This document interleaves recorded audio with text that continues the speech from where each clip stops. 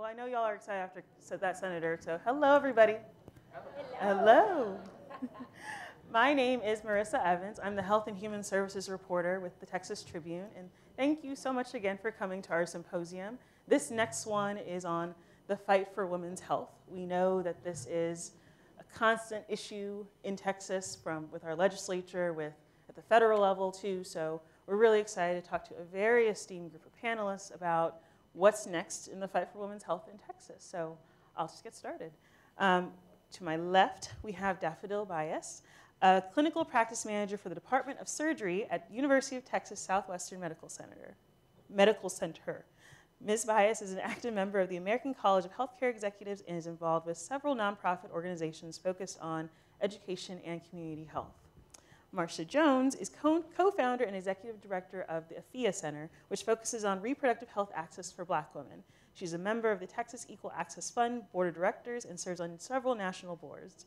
She is also a steering member of the National Women AIDS Coalition and co-chair of the Texas Black Women Initiative's Dallas team. Next to her, we have Representative Stephanie Klick.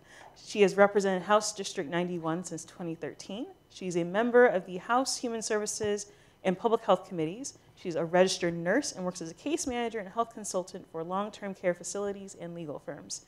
She previously served as chairwoman of the Tarrant County Republican Party and as a nursing supervisor at North Hills Medical Center.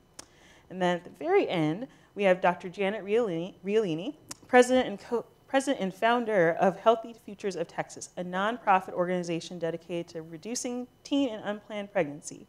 She's a family physician by training, and she serves as the chair of the Texas Women's Healthcare Coalition. So welcome to our panelists. All right. So I'm going to start off with what I believe is a softball question. What is the women's health issue in Texas that you wish received more attention? Oh, look how they have the thinking faces on. I would say the rural health issue is huge. And you don't have to go very far. I mean, we're in a big urban area. My district is in an urban area. And you do not have to go very far west from my district before you run into access issues because it is rural. And we need to fill the gap and provide better access to care in rural communities. Who wants to go next? Sure. I think that actually we don't speak concretely enough a lot of times on the issue of obesity. I know that might seem like a softball answer, right? Okay. Like, oh, well, everybody knows that obesity is an issue, right? But I don't think that we talk specifically about the corollary impact that it has specifically to women's health and how it can tie into all of these other comorbidities, then set a woman up for negative outcomes, regardless of where she is, whether she's in a rural setting or in an urban setting, whether she's a new mom or a grandmother. This is really something that affects us hormonally, physiologically, and mentally. And I really wish that we talked more specifically about some of those issues. So that's a hard one for me. I know it's supposed to be soft, but that's a hard one because I'm sitting here and I sit in these spaces because I'm specifically speaking about how these things impact Black women, right? And so when I'm talking about how these things impact Black women, it could be like there are many things that should be talked about or prioritized as it relates to Black women all at the same time, because I believe that you can have more than one priority at the same time. So, but I think the one thing that's the two things that we're not hearing enough about is maternal mortality and how that impacts Black women. Not just overall maternal mortality, but how mortality and morbidity impact Black women. We're not talking about it enough because I go in too many spaces where people have not ever heard about it. And the other thing is HIV. It gets left out of conversations. We don't talk about it enough. There's this assumption that the numbers are going down as it relates to Black women, but if we were talking to Black women in a rural, we don't have to be rural, we can go to South Dallas. And the rate of HIV new incidence it probably would look like any developing country, almost to just like maternal mortality. So those are just a couple of things that I always sit in a space that the maternal mortality thing, and also we cannot stop talking about HIV and its impact on Black women. Dr. Realini? Well, as I look at my list, and I've been focused on prevention that includes contraception, but there's a long list of things that need attention.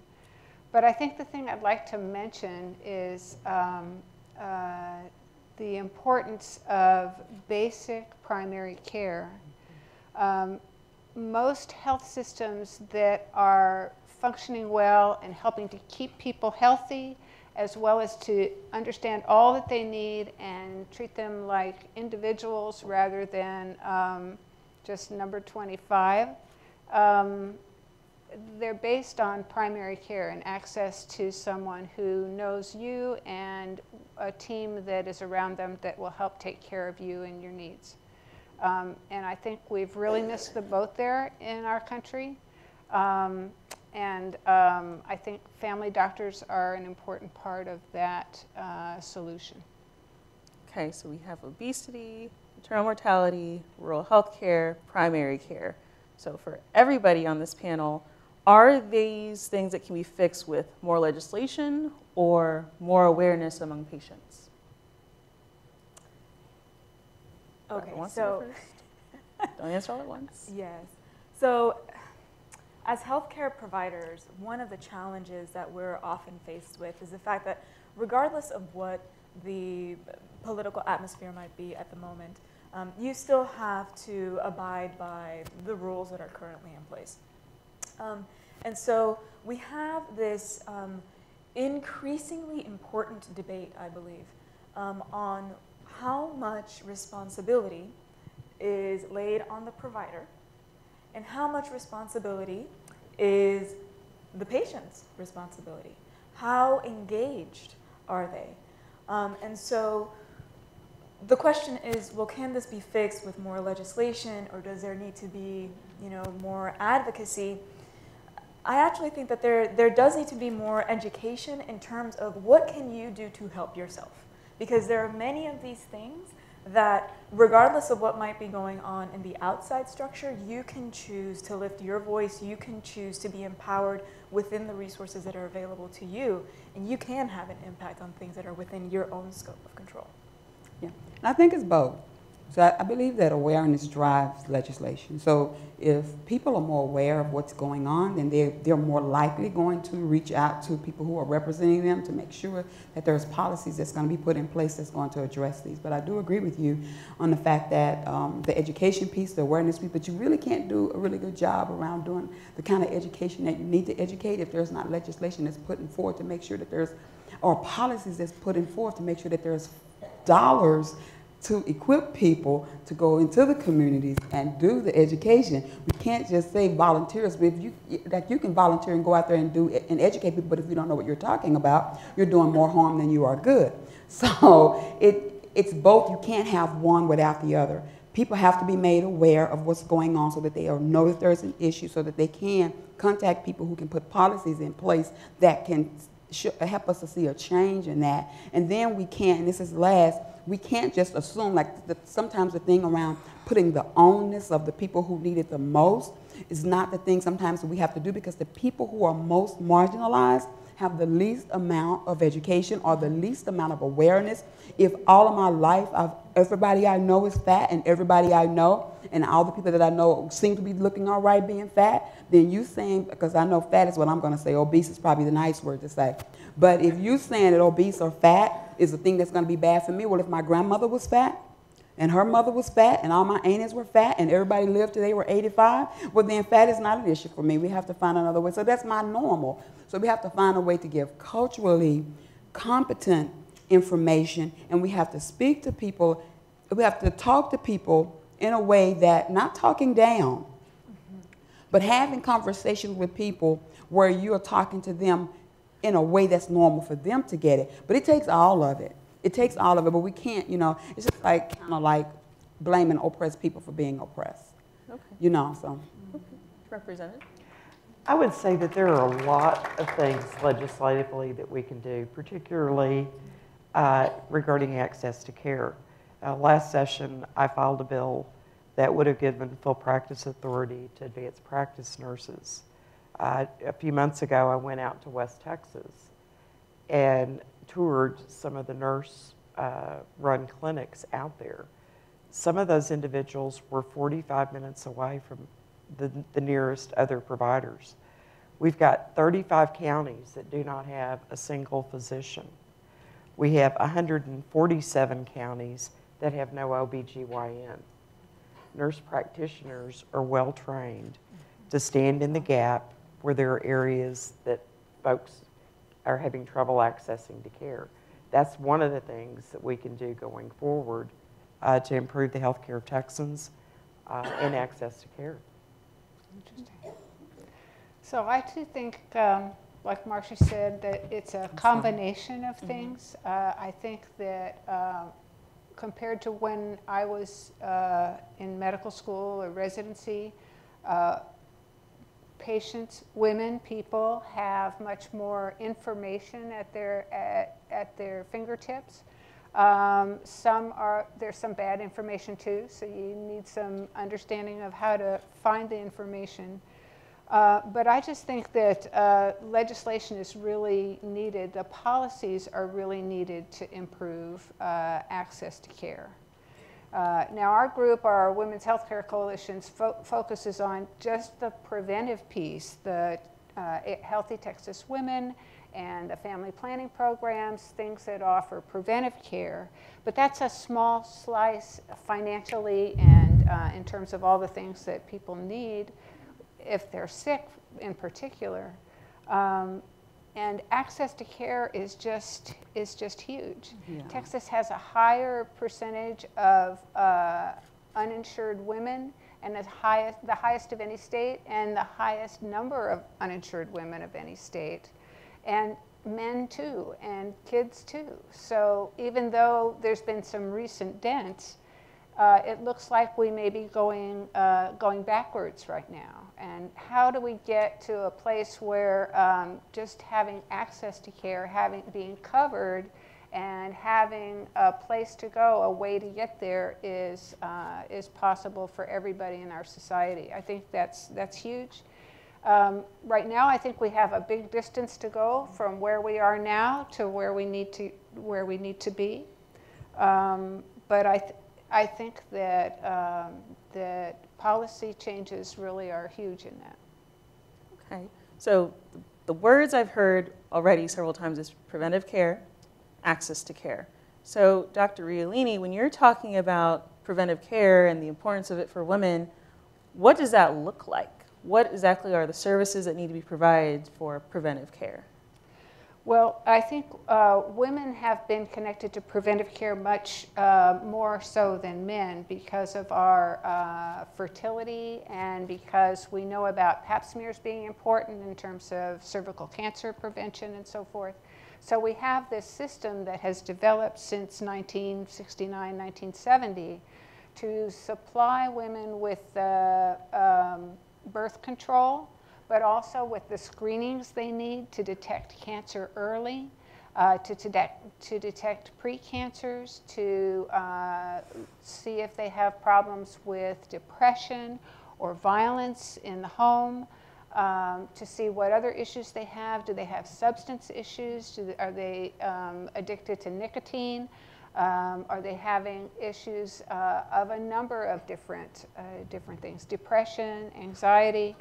So there's a lot of screening that goes on in these programs. And talk about a shoestring budget. This is not how you get rich in medicine. These are not high dollar items, but they're so basic and so important. So that's why the programs, really you can't survive just by implementing programs themselves, HTW and family planning program, for example, because the services are the less expensive ones, and sometimes you have to pay more for a device or a medication to have in the clinic than you get reimbursed from the government or the insurance company. So you have to have some other source of income, whether it's other parts of the practice or a nonprofit organization or other things that take care of you. so that preventive stuff, it's a shoestring budget, it's the basics. So you have people working in this industry that that care about people. They're not in it for the money. They're there because they want to make a difference, and they want to help women and men too have the kinds of choices in their lives where they can achieve, get education, and achieve their goals and dreams. So that's kind of what it looks like to me. It's not a fancy place. That's okay. Now, Marsha, when you're hearing her talk about prevention, how do you frame that conversation for women who may not have access to care? Yeah, well, I was almost what you just said. So prevention is great, but prevention without access means absolutely nothing. So one of the things that we have to always be mindful of at the Afiya Center, and we working with people, is that when we're working with both people, so when we're working with legislative folk and when we're working with community folk, is making sure that community people know that these things should be available. If the things are available, making sure that community people or the people who need them the most know that they're not available, but they should be, or that they are there and how you access them. When we're talking to legislators, making sure that legislative people know that these people who need you the most are probably not going to be the people that you're going to be talking to, but I'm sitting here talking to you for them, and this is what needs to happen. And if this is not happening, then you're not doing your job. And so those are the ways you have to have these conversations. But the main thing is letting people know that you can have it.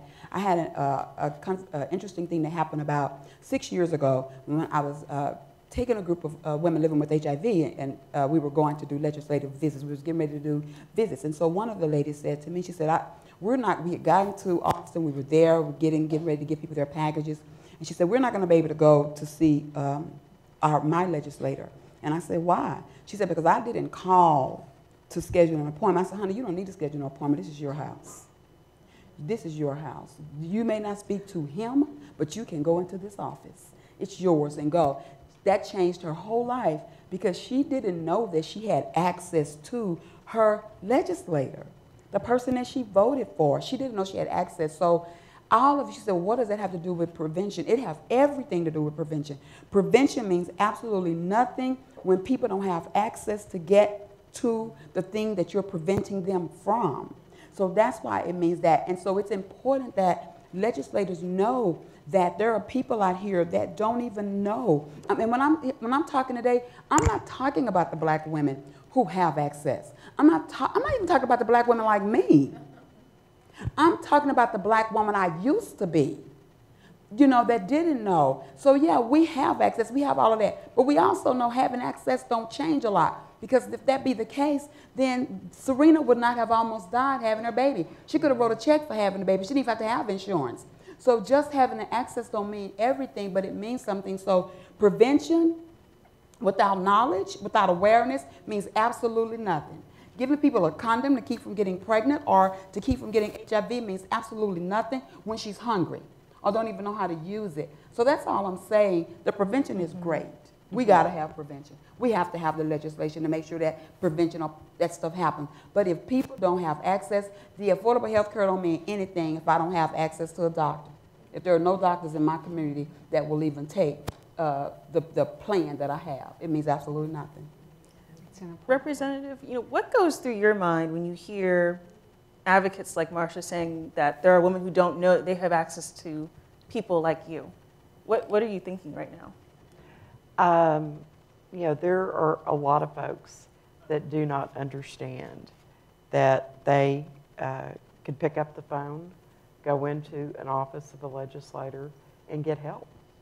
I spend a lot of time in my district going to senior centers and other community organizations and do case management. I always find folks that are having problems with a state agency or a program. And we do casework out in the community. They may not know that they can come to us, so we go to them. So I want to open it up to everybody. How do we help women better advocate for themselves? In the doctor's office, with their legislators, how do we help women do that? Empower them to do so. And that happens in all walks of life. I have a friend who is in her 40s that has ran many marathons, very physically fit. And she was having symptoms, cardiac symptoms, and she was blown off by her physician. And she continued to be her own advocate and, you know, found another physician to go to. Well, they worked her up, and she had 3 stents. Wow. And she's 42 years old. Not who you would typically expect that type of problem. But we need to empower women to be their own advocates. Anyone else? I'd actually like to underscore Marsha's point about the work that's done. Sometimes you have to go to the audience or the population that needs it. So whether it's at a community health center or whether it's at a faith-based organization or whether it's at your local YMCA or gym or what have you, sometimes you have to come out of your comfort zone in order to be able to serve comfort to others in the future. That's one thing. The other thing actually is that we actually have a problem of supply. We know that there's a problem of demand, but we also have a huge problem of the fact that there are not enough providers to meet the need. And so that's something that we are acutely aware of at somewhere like UT Southwestern, because we're training those next generations of providers. And we know, we look at the numbers, we look at the population, we look at our graduating classes, and we know that those numbers aren't enough to match the need. So having representation within your provider population and training the up-and-coming providers to be aware and cognizant and sensitive to these issues is part of the battle. And we have to show them. I have to agree with what you're saying. We have to show people that doing it. Everybody in the room is going to say I'm lying when I say this next thing, but I'm literally an introvert, right? See how hard everyone's laughing? It's hard to tell. Hard to tell from I what have to step out of my comfort zone and do the things that I would love to just be at home right now in my room reading a book, but that's not possible. So I have to show, not so much as tell women that you have the power to do this, but I have to show them. I have to sit on panels like this. I have to take pictures when I don't want to take pictures. I have to be in the spaces that I don't want to necessarily be in because I have to, and then I have to be transparent. So I have to say to people, yeah, I am an ED, right? But I'm an ED who for 8 years didn't get a paycheck. So, and by saying that, that means that I probably had to have some social assistance to do some stuff. I had to be a person that didn't have access to health care. And I had to say to people I didn't have access to health care, but I was not going to sit on that. So I had to go to the state of Texas. I don't care if they don't want to expand Medicaid, but I had to continue to say you've got to expand Medicaid or you've got to give us something similar to, because if not, we're going to die. So I had to say this, be transparent, and be okay with that, so that when people know my background, my story, my backdrop, because there is a backdrop to what's sitting here now. When women see this, they can see themselves in me. And so now they can say, you know what, I can do that too. I can go there too. And then I can start maybe advocating on this small level, but advocating on a larger level for other things. But the empowerment is great. But if people don't see themselves, if I don't see me, part of the reason that I sit in these spaces right here, and Melissa said, is that every time I'm sitting in these spaces, I will challenge the people on the space to say, you're talking about this stuff, but I'm not sitting in that space. You continue to talk about me, and I'm not there. And so those are the things that we have to do. We have to challenge systems that deny us access, that exclude us, and people have to see that happening. I agree. I'd just like to focus a little bit about what women can do, and I think there's a lot of things that, for a lot of women, they're not really in a position to make big changes in their lives. They're disempowered, if you will. They may be living in poverty. They may have not many choices in what they can see for themselves. And so I think that's kind of the social determinants of health that we're talking about, whether it's poverty or racism or family that told you you were worthless all your life. There's so many things in our environment that really can hold people back, women, men, children, everybody. I do think that rather than it be a top-down kind of thing, okay, I'm the doctor and I have something for you, that it needs to be a partnership, and there also needs to be helping each other throughout. So when I work with promotoras and the community health workers in San Antonio or talk to those from the Valley, I'm really inspired by the community activism of these mostly women, not all women, but really lay people who want to learn some more and help people in their communities. And I think that kind of a model works very well for some things. So I see that too often we have information trickling down from the organizations or from the physician, but that there's a lot of power with people working together and sharing what they have and helping to take care of each other too. And I do think we need, I think the community health worker program we have in Texas allows for really solid information to be disseminated. But it's small compared to what's needed in terms of what community health workers get to learn about, how much time they have, and even whether they might get paid or not. Yeah. So I think that's one thing in terms of a different kind of model for where the empowerment sits. It sits all over. And I'd also like to mention what's going on with youth right now. This is a public health issue about youth dying in school from shootings and being afraid all the time. And I'm just very impressed with the youth leadership that's coming out.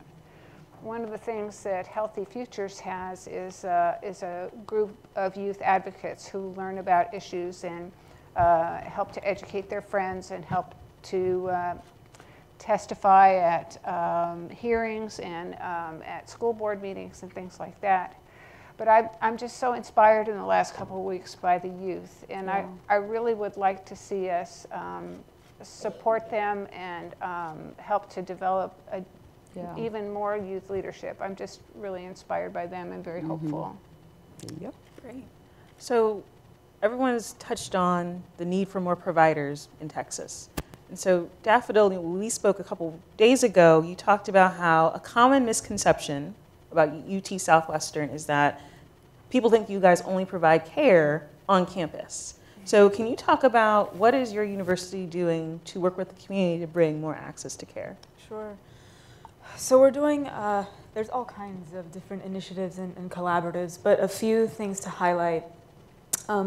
First, we are ensuring that issues like this are included in the curriculum, right, for that next generation of providers. For example, our psychiatric program actually has a track that focuses on women's behavioral health. And so that way you can have a provider, be they male or be they female, who does understand that there are some specific factors that need to be taken into consideration when dealing with their female patient population. In addition to that, we actually provide staff for, so there's all the specialty clinics on campus, right? There's also several community-based centers in Fort Worth, in Plano, there's one going up in Frisco, et cetera. So we're expanding beyond the campus. We're collaborating with, for example, Texas Health Resources in order to expand our reach in terms of the services that we're able to offer. And in addition to that, we actually provide the staff, so fully staff the hospitals for not just, those hospitals that might be considered fancy or one where you need to have good insurance in order to go, but we provide the staff at Parkland. And a lot of people might not realize that. We actually I see patients every day that will transfer back and forth between the specialty clinics and Parkland, right? Because they're seeing the same provider. So while it might have been an acute presentation at Parkland Hospital, we'll then follow up with them, or we might do the pre-consult at the specialty clinic and then, do a specific procedure at the hospital. So Children's is the same thing, Zale Lipshe is the same thing. So for our faculty and our providers, it's irrespective, truly, other than, the care coordination piece and figuring out paperwork and all of that, but the way that a patient is treated is irrespective of where they are or who they might or might not be insured by. Right. Representative Klick, you talked a bit about rural health care. It's a big issue that needs more attention. So, as a nurse, how can Texas attract more doctors, more nurses, more psychiatrists, more providers to want to work out in rural areas? Well, again, I think full practice authority helps. We actually have other states. The state of New Mexico has appropriated money by their legislature to recruit Texas APRNs because they have a more favorable practice environment in their state than we do here in Texas. So we have folks that are being trained here and being recruited away to another state that also has an access to care problem because they're largely rural.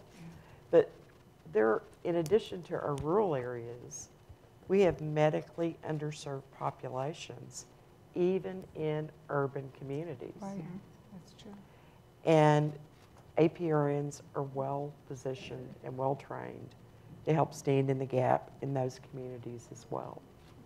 So, we've done a lot of things like loan forgiveness programs for both physicians and for advanced practice nurses. We need to do more, but we need to keep more of our APRNs home with a favorable practice environment. You spoke a little bit about New Mexico appropriates money specifically for this. So, Right. In Europe, as a legislator who works on the budget, long budget nights, is Texas making the right investments in women's health right now? I think one of the things that we have done differently is our women's health program is it's more than just reproductive health now. It's expanded services over what it was. And I think that those are very, very important. Heart disease and the risk of stroke, those can develop very early in life by, people not accessing care and taking care of those problems earlier. Again, that's prevention and screening. But there are a whole lot of folks that are in that circumstance. And going back to the rural areas have a high percentage of preventable deaths due to heart disease and stroke. And you don't even have to live in a rural area to be impacted by that. My father was on a trip across rural Texas and experienced a heart attack and died before he could get to the emergency room. So you don't even have to live in rural Texas to care about what happens in rural communities, because you too could be traveling one day and have an accident or another health crisis and be impacted by the lack of care in those communities. I'd actually like to open the question to the whole panel. Is Texas making the right investments in women's health right now? Dr. Realini? Yeah, I was like, Well, There will be time Don't for think so. questions after all of this, I promise. Dr. Realini? Well, I have to say that I think there's some things where Texas is doing well and some things where Texas is not doing very well. I think throughout our country, we need a lot of work on systems of care and access to care and quality of care. But I think I'm very proud of Texas for standing up for having access to contraception as something that they want to provide. And I think that was important for them to say from both parties that that was important.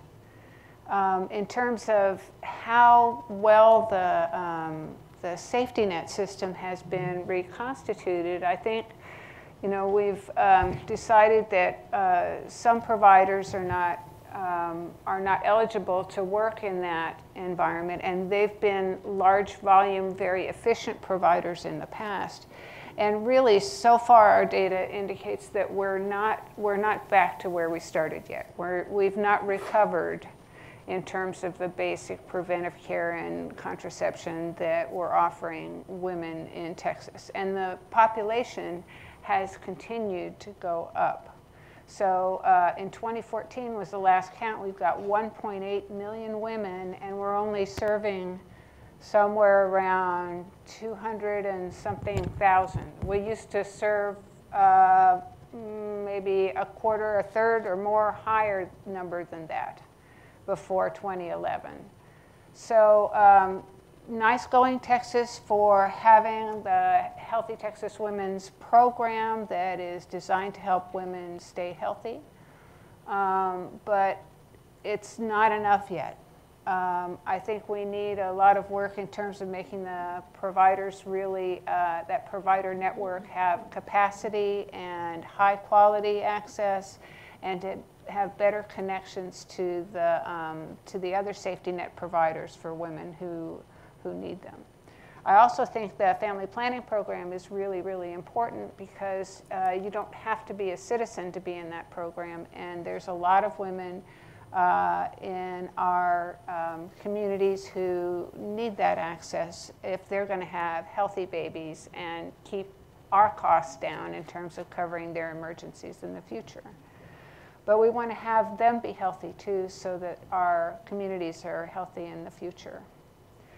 I have to say that in terms of the investments that Texas could make, there's a small investment of, like, for every $1 you'd get $9 from the federal government if we were able to accept the federal government's offer of Medicaid.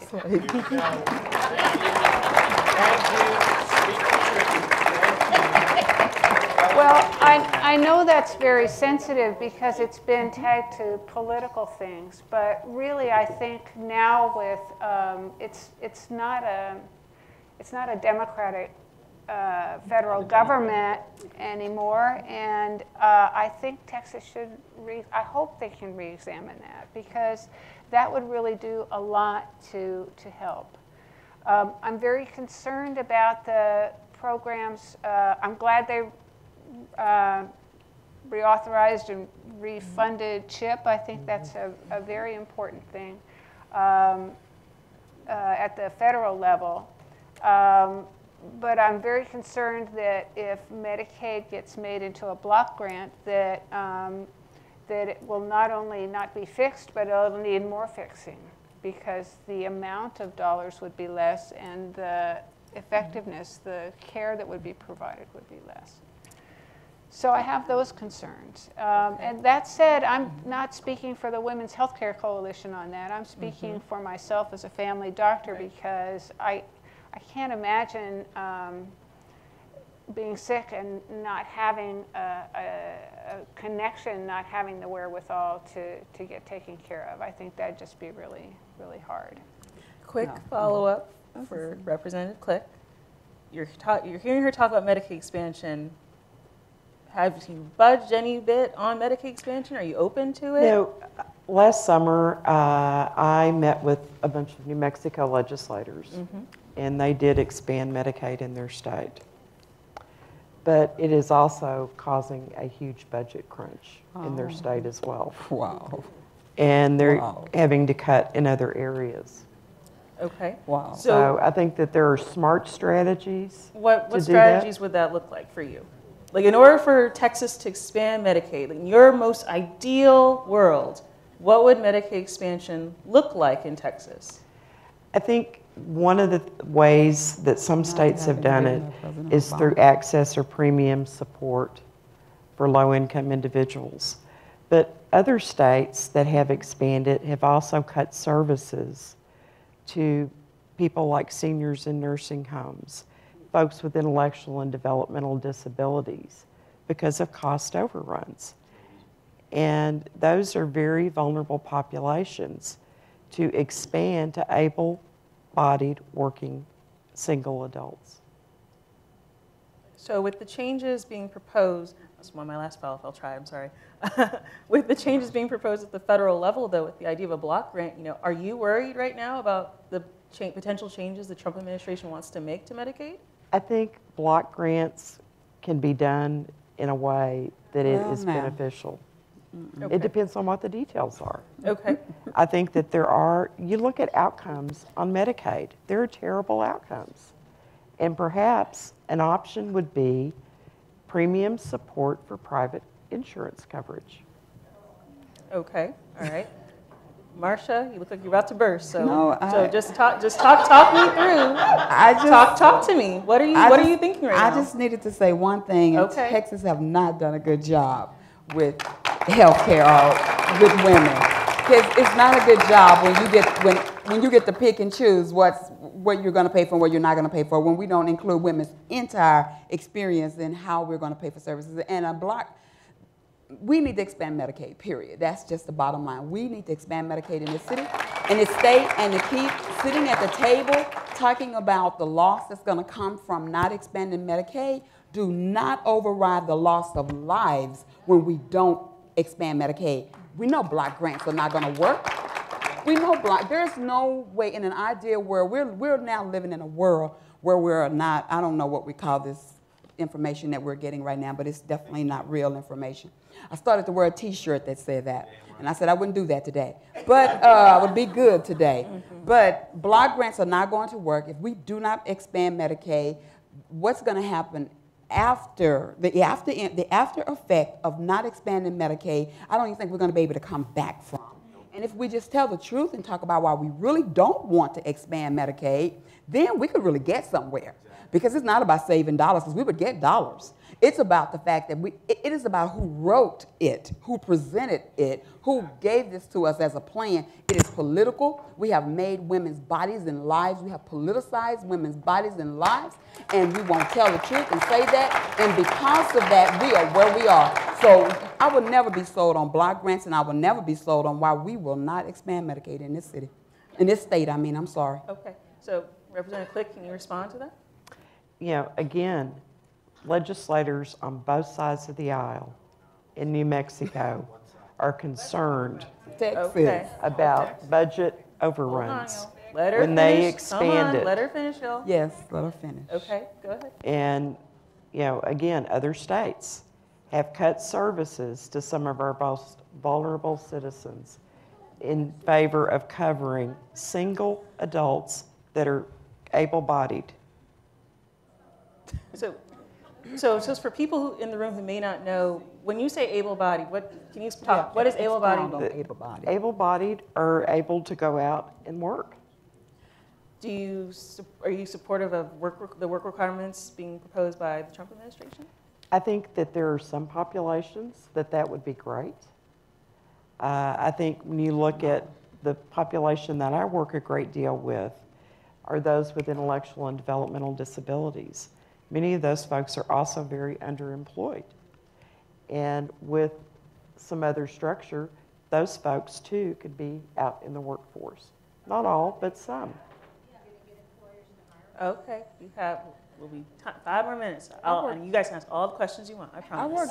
Can I just respond to the able-bodied people? Okay. I worked 60, 80 hours a week with no health care, with no anything. I was able-bodied, but because this state chose not to expand Medicaid, I was not only a woman, but I was a black woman in my 50s who needed access to health care. Yeah, I could have chosen to go back to corporate America where maybe I would have gotten a job, maybe, because I kind of I'd been in nonprofit for a while, so maybe I would not have been able to compete in this whole new world. But my saying is, this whole thing that you all keep talking about with able-bodied people, it is not so. You say it because people like to hear that, and then people get to feel good about denying services to people who need them because it looks like a welfare system. I was not a welfare recipient, and neither was I part of a welfare system. I was a person who worked hard. I still work hard every day advocating to make sure that people had access who did not have access, and I did not have access myself, and I should have had access to health care. I work every day, but we chose not to expand Medicaid here. Dr. Realini, sounds like you want to jump in. Well, I just wanted to, and correct me if you have a different view of this, but I think with, in recent years, what Medicaid and especially the expansion has become, or could become, it's not really about welfare. It's really about health insurance. Yes. So I think you can look at it a different way.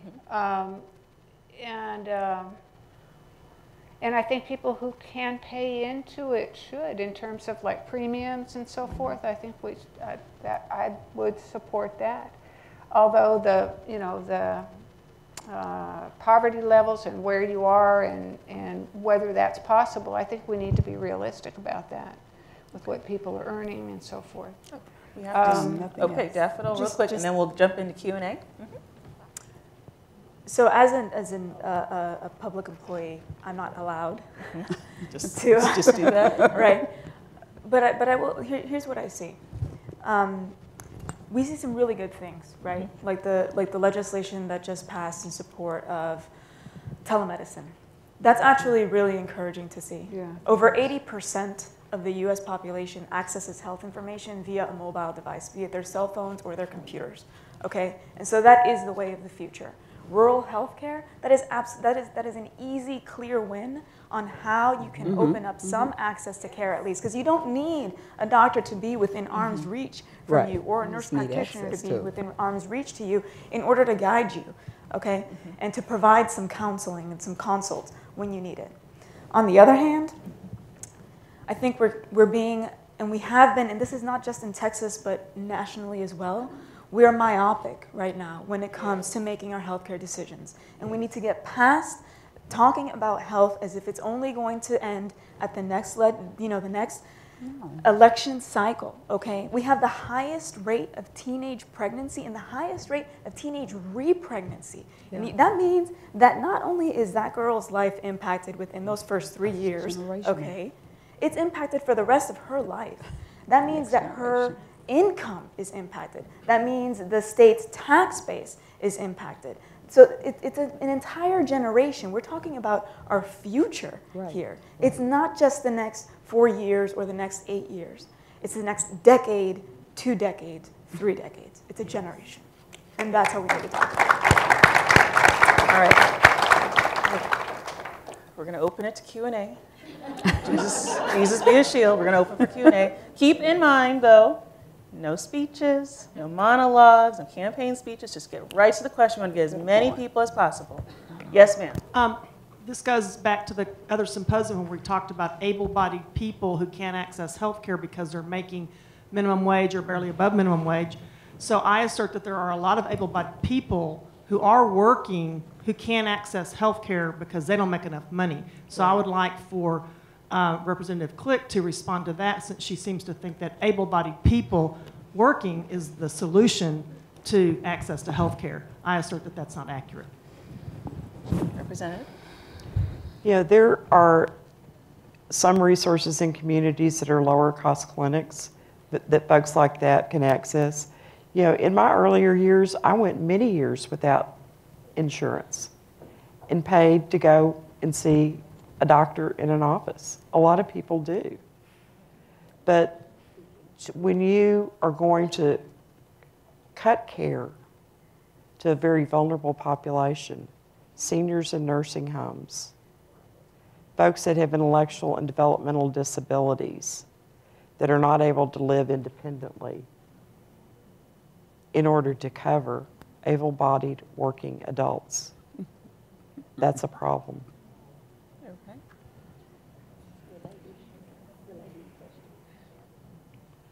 Yes, this is a related question. Representative Klick, would you, because it's obvious that there is a relationship between health care and economics, would you please write a bill? Would you be willing to do this? Write a bill and propose it to raise the minimum wage income in the state of Texas. We don't have to wait for the federal government to do that. We can do that as a state. Would you please carry that forward for us? You know, some of the communities that have done that have actually seen the number of youth unemployment rise. All right, let her finish, go ahead. And other communities have automated some of their positions and reduced the number of people they hire. But would you help raise the minimum wage is my question. All right. Yes or no? No. I thought so. Okay. We have a question way in the back. Yes, ma'am. Representative Klick. Okay, so let's see. May 2013, you voted nay on HB 950, which was equal pay for women. HB 2 was co-sponsored by you July 2013, increasing abortion facility requirements.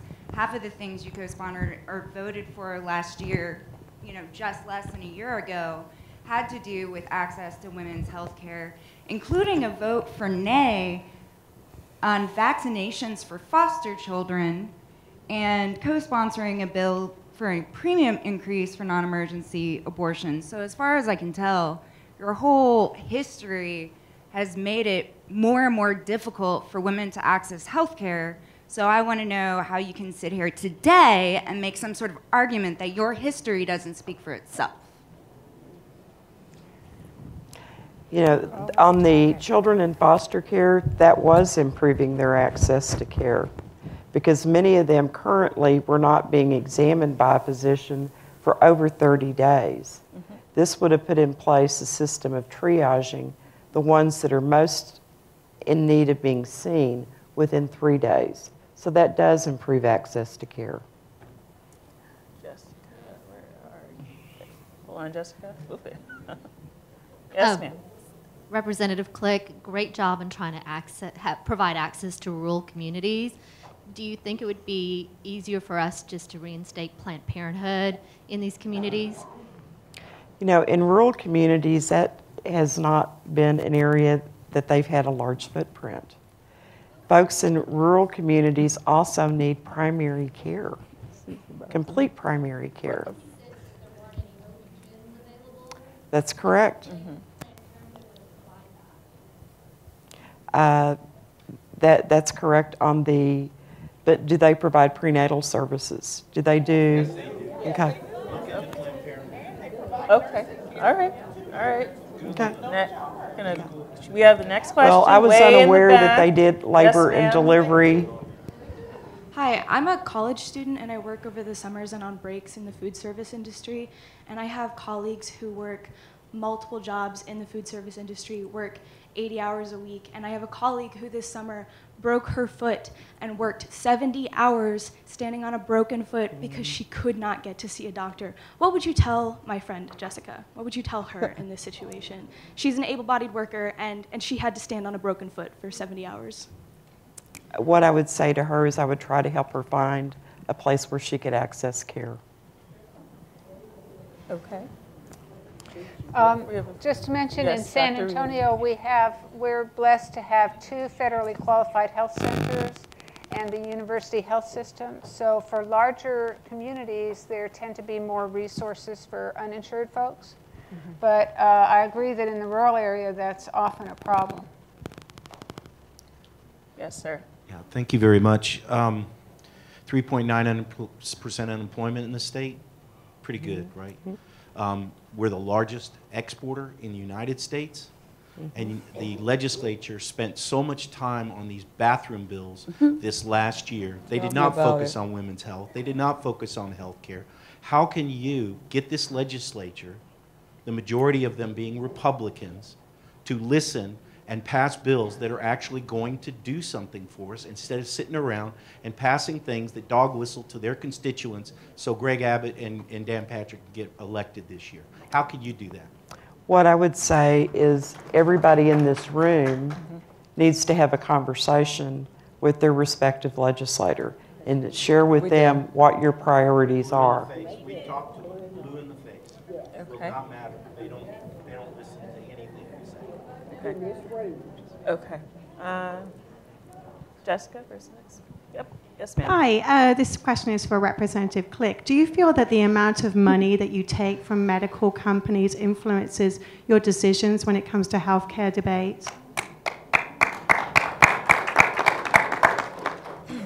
No, I don't, because I have, my positions on many of these issues in healthcare were the same long before I was ever elected. So we have a few minutes left for Q&A. So I know we all want to talk to Representative Klick, it sounds like. But let's also talk about... While she's walking to the microphone, I can say back to the increase in the pay wage, and even if you're representative, I have a small, minimally funded nonprofit, and nobody in my organization makes under $15 an hour. So we can do it.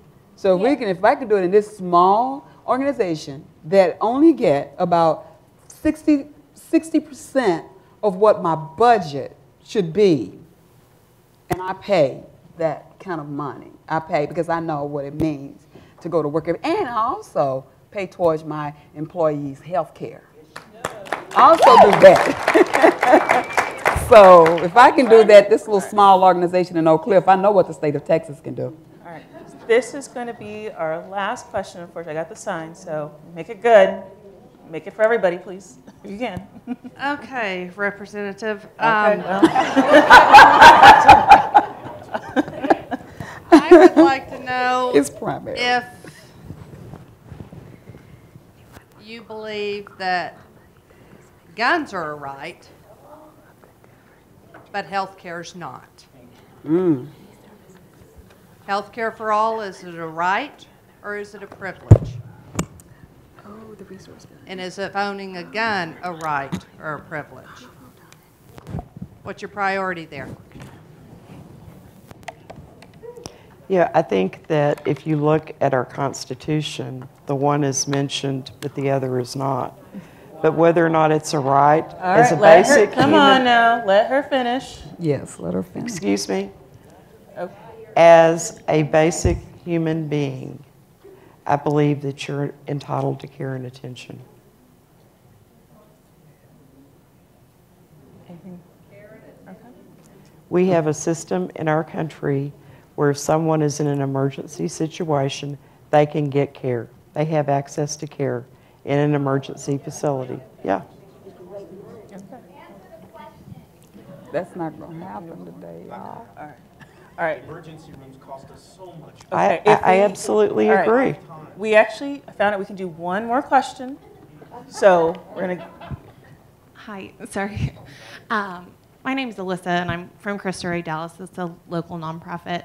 So my question is about mental health care. But first I want to say, Representative Klick, thank you for being here. I know that we might not agree politically, but there are so many people who are not meeting with their constituents. And I just want to say I appreciate you being here today.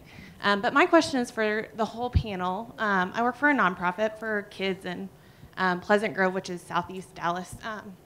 And sorry, I don't know why I'm so nervous. Don't be nervous. Don't be nervous. One of our major priorities is mental health care. We are in a desert for mental health care resources, and so I just wanted to ask you, what are your thoughts on mental health resources, care and access for, urban Dallas, suburban Dallas, Texas in general? I'd love to get your thoughts on, a huge issue in the state. The issue is not just in the state, but it's nationally. We have a provider shortage. You might be surprised to know that there are 185 counties in Texas that do not have a single psychiatrist.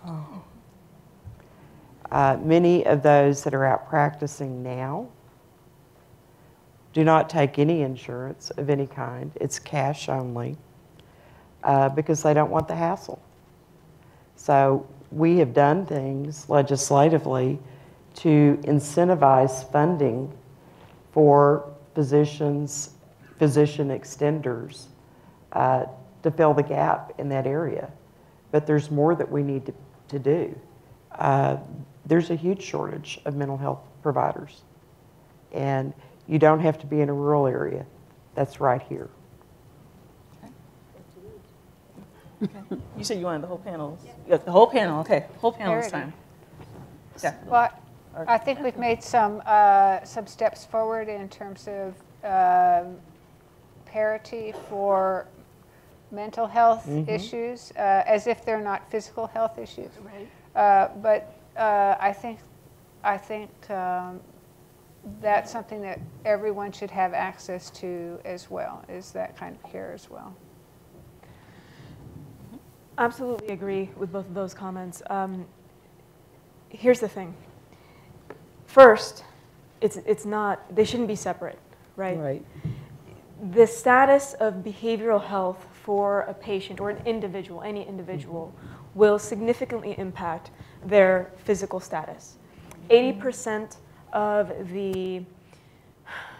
chronic conditions have at least some influence from an underlying or a comorbid behavioral health condition as well.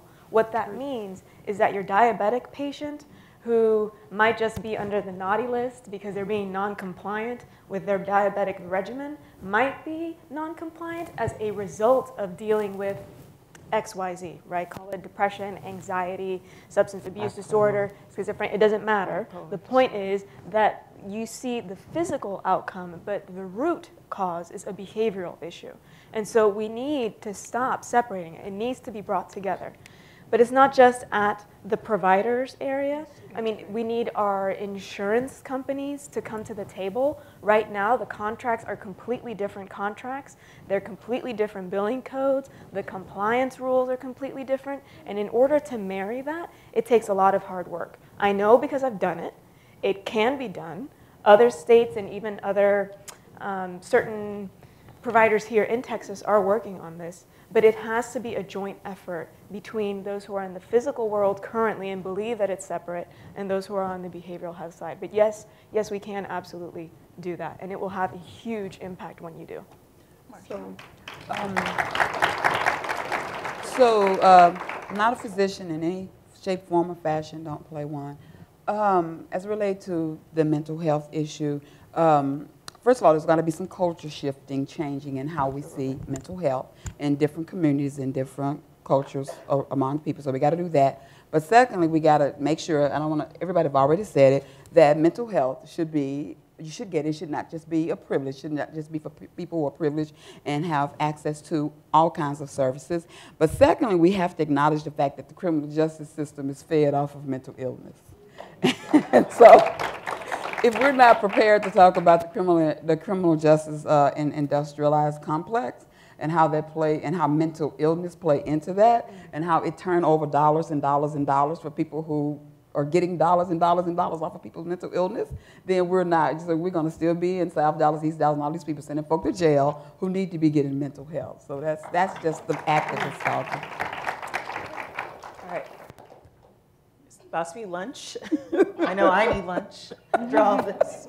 Lunch will be served in the lobby, and then you can just bring it back in here to eat and mingle. Okay.